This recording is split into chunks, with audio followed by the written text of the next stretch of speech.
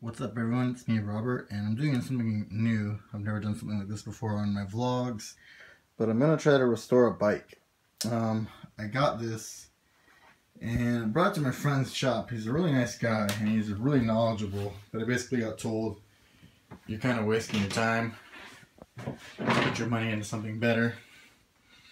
But I really like old frames, and wow, look at this. See that? That's all rust. But the frame isn't that rusty, and it's a Bridgestone, and it basically just needs a new drivetrain and new brakes, and it will work. And so what that will entail is I've already got the brakes taken off of the back, of course, right here. It's gone. I'm about to take off the front right now, and of course the built-in ones on here are old as crap. It's all Shimano stuff, but it's like from the 70s, and as you can see, this guy's just beat up. And it has a shifter right here. This is also a Shimano shifter, but whoa, it's a little beyond saving at this point. I guess I need to get a bike stand, but I've never done this, but I don't think you need to be a rocket scientist to fix a bike. And so we're going to give it a shot over the next couple of weeks. So I'm going to order some Shimano parts, some vintage and some new, and see what I can get out of this. Alright, thanks for tuning in. Hey, what's up? I'm giving an update on my bike project. I'm going to upload this all as one video, but so here's the Roadman again. I got some stuff done today.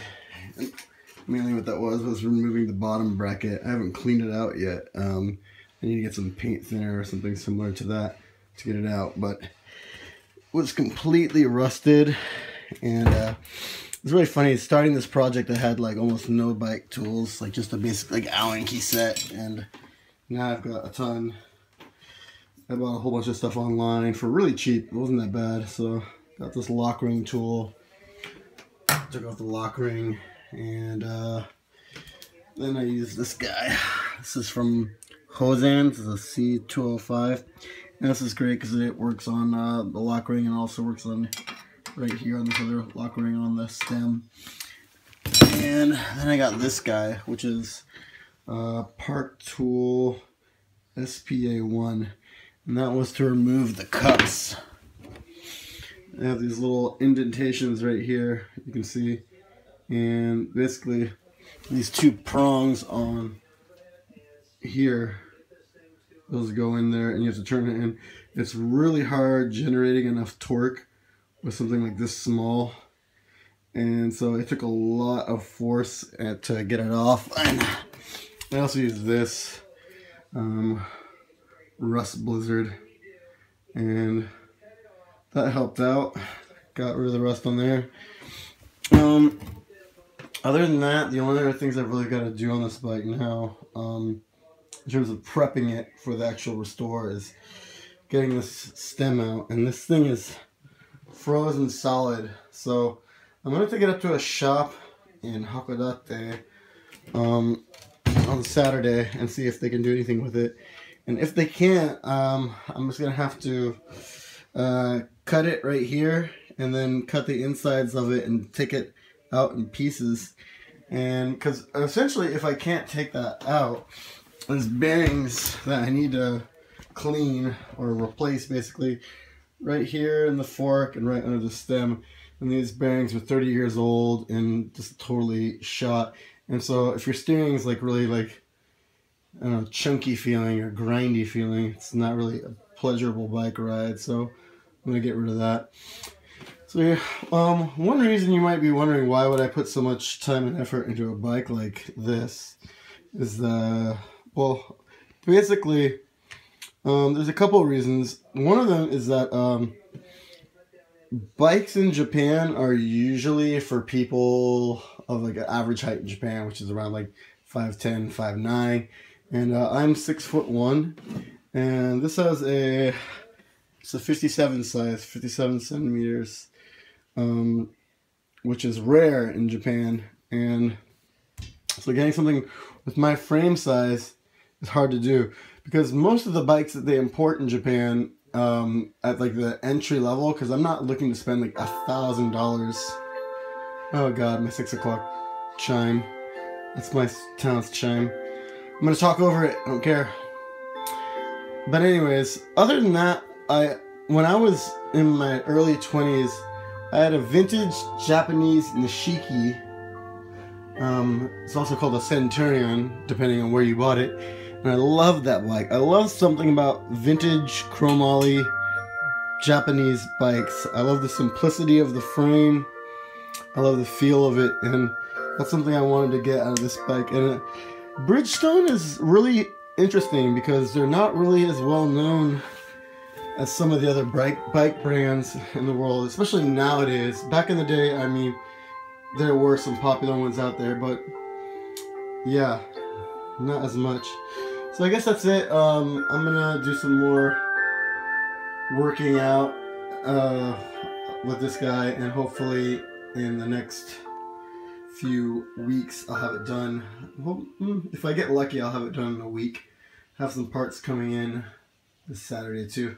Another update on my bike restore project I'm working on.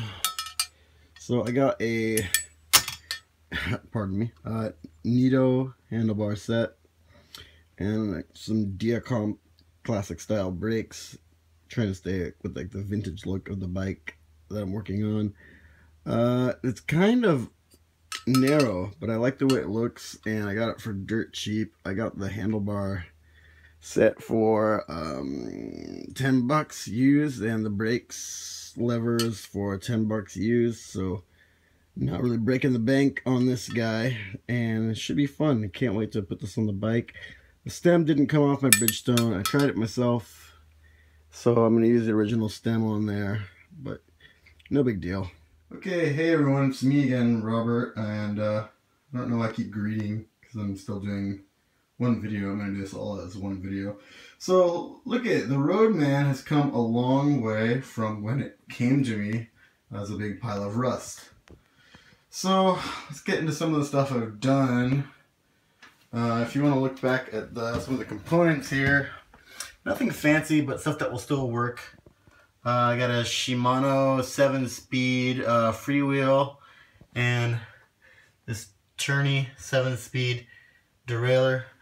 And I was thinking about using this guy, but I decided against it. And I have another one on the Shimano that I got. It's still in the car, but yeah, it's a little more modern. And I got Diacomp brakes, Diacomp, however you want to say it, because they're kind of a unique spacing for this old style of bike, but they work. And there's the front brake as well. And I also got Diacomp levers, and I got a vintage Nito handlebar set, drop handles, and got new taping put on that as well. So that looks pretty saucy in my opinion, looks really good. And the real thing that was like the most messed up about this bike was the original bottom bracket. It was completely rusted shut, and I converted it to a new style of bottom bracket which fit perfectly and looks a lot better. I'm about to throw the crank on right now. But other than that, I think it's coming along really well. I'm going to use the original saddle for now. I might upgrade it in a little bit, but to be honest, it's not bad. A little cushy. I mean, I'm not an extreme rider, so it should be fine. The wheels are 27-inch, which is the original style of wheel. I didn't put 700Cs on them. Just trying to keep this guy looking vintage. This came out in the late 70s. Chromoly. I love stuff like this. I love restoring stuff that was once nice and then turned to crap and then bringing it back to life. So what do you guys think? I think it looks pretty awesome. Can't wait to finish it up in the next week or so. Oh yeah, by the way, new front derailleur is on the way.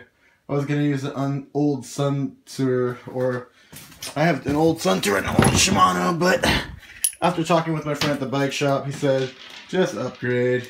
you're wasting your time with this little junk. I have one that's a little better than this too, but he said, you know, there's a matching one for the set for this tourney one, and it's only like $17. And that way my drivetrain will be all brand new. New front, new rear derailleur, new BB, bottom bracket, new crank, pardon me, not crank, freewheel. The crank's going to stay original, and I have to because the spacing is kind of unique on this for an older bike, so not a lot I can do. But what do you guys think? I love it. It looks great. I'm so happy that I continued doing this. One of my friends actually told me to quit when he saw how messed up it was, and I brought it by his shop today, and he's like, whoa, it looks really cool. I'm like, yeah, it does. Thanks for not helping me out with it. Alright, take it easy. What's up, everyone? I forgot to do this yesterday, so I just wanted to show this. This is the SY20 shift levers right here, and this is just 2-speed for the left. That's your crank set, and then on the right, that is a 7-speed, and it is indexed and will work perfectly with this setup down here. And then other than that, this is the original crank that came on this bike right here. Not too fancy, but like I mentioned, it is a unique spacing, and I have to keep this one. And it moves really smooth with my new bottom bracket, so I'm stoked on that. Okay, a little more to come in the next few days. What's up, guys? So this is the last part of my video. My restore is done. I just put the final touches on here, some new pedals and brake cables. All of the drivetrain stuff is done. So I've got the new derailleur, everything. New front derailleur as well. Sorry, I'm blocking the light. There's the new front derailleur, kind of on the opposite side of the action. But it's nothing fancy. It's just a tourney.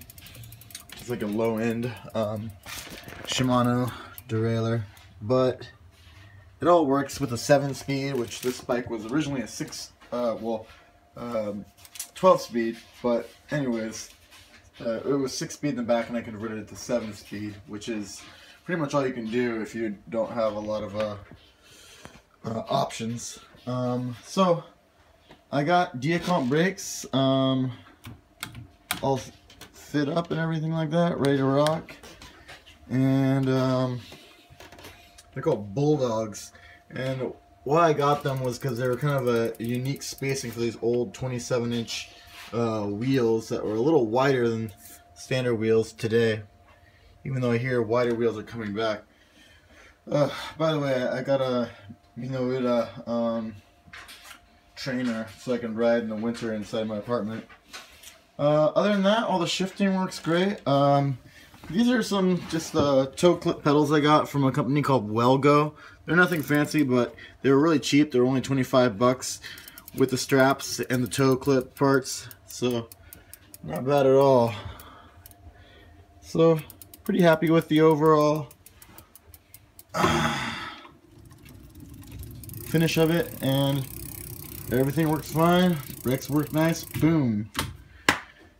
And it cost me a little more than I expected, that's for sure. You know, I had to get the handlebars, the brakes, the shifters. Oh, I got these too. Well, the new bottom bracket, of course, but these are cool. I like the original caps that came with these on the ends of the... Oh, God, I'm like blanking on how to call these right now. But anyways, it was really like kind of like plasticky and cheesy. And they had these for like $4 each. And these drill directly, or screw directly into the bottom bracket, the new Shimano one. So those work great too. Look a lot better than some plastic caps. But it's a fully functioning 1970s Bridgestone now. And new chain, new cables. Yeah, I'm really happy. Let's take a full look at it from the back, from a little further back. Whoa, I stepped on a tambourine. How embarrassing. Sorry the video quality wasn't that good on this video. In terms of like me not being able to get the right angles. I just put it in this trainer in the back right here, and taking it out just to like get the side of the shot of the drivetrain side is kind of a pain. But you've already seen the drivetrain. So that's it. What do you guys think? So altogether, it cost me about $300 to build this bike, from frames and parts and everything. But I think it's really cool, and it's something I'm probably going to hold on to for a while. So, yep. Hope you guys enjoyed watching this process. Take it easy.